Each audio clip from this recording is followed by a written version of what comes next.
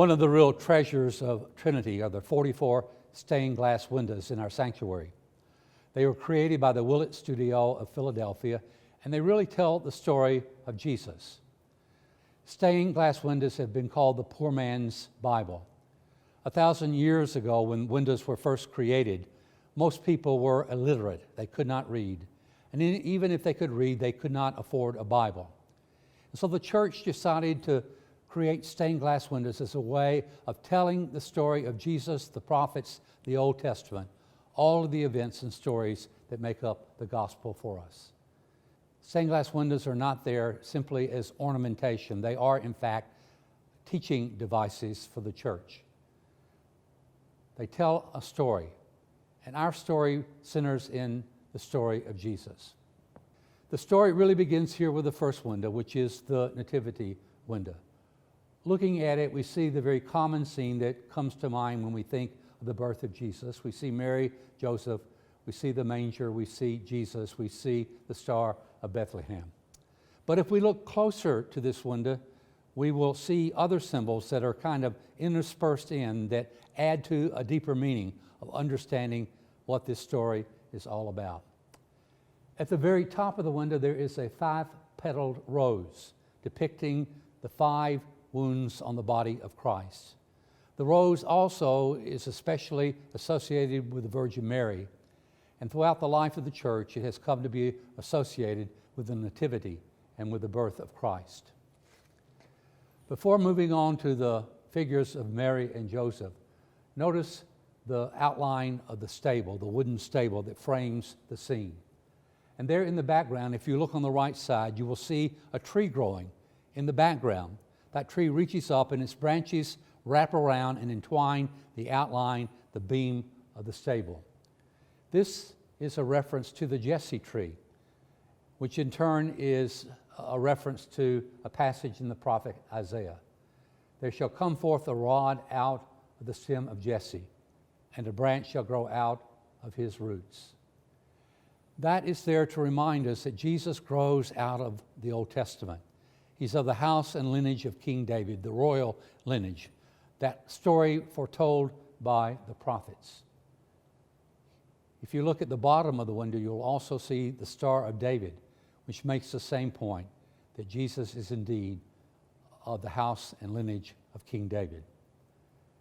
If you look more closely at the manger, you will see that the straw in the manger is actually wheat. There are pods of grain on the end of each staff. Obviously, the reference here is to Jesus as the bread of life, or to the bread of Holy Communion, the Eucharist. Now let us pay attention for a moment just to the figure of Joseph. He stands over Mary and the baby Jesus, his arm stretched out as if he is protecting them. One of the traditional roles of Joseph is that of protector of the Holy Family. In his hand, he holds a staff, which looks very ordinary. But if you will look to the end of that staff, you will notice flowers blooming out. In fact, lilies blooming from the tip of the staff. It is called St. Joseph's staff, based upon an ancient legend that when Jesus was selected to be the husband of Mary, his staff, his rod, blossomed. It's a sign that he had found favor with God. As Mary looks longingly at the infant Jesus, she wears the color blue, which is always the color associated with the Virgin Mary. Both Mary and Joseph's head are crowned with a halo, a sign of their holiness, the sign of sainthood. Notice that the halo around the head of Jesus is a bit different. The rays coming from it are red, pointing to the fact that he will shed his blood for the sin of the whole world. Mary holds Jesus in her arms, wrapped in swaddling clothes, as she looks lovingly into his face, her other hand reaching into the manger to lift the cloth. The Star of Bethlehem crowns the whole scene, the star that led the shepherd and the wise men to the infant Jesus. If you look at the very bottom of the window, you will see a reference to Revelation 22:16, where it says, "I am the root and offspring of David. I am the bright and morning star." The morning star is actually the planet Venus, and it derives its name from the fact that it appears before sunrise. Its appearance, therefore, heralds the beginning of a new day while it is yet dark outside. The meaning of Christ is exactly that for us. He is that light shining into our darkness, announcing the coming of God's love, His grace, His kingdom among us. Advent always falls around the winter solstice, the shortest and therefore the darkest day of the year.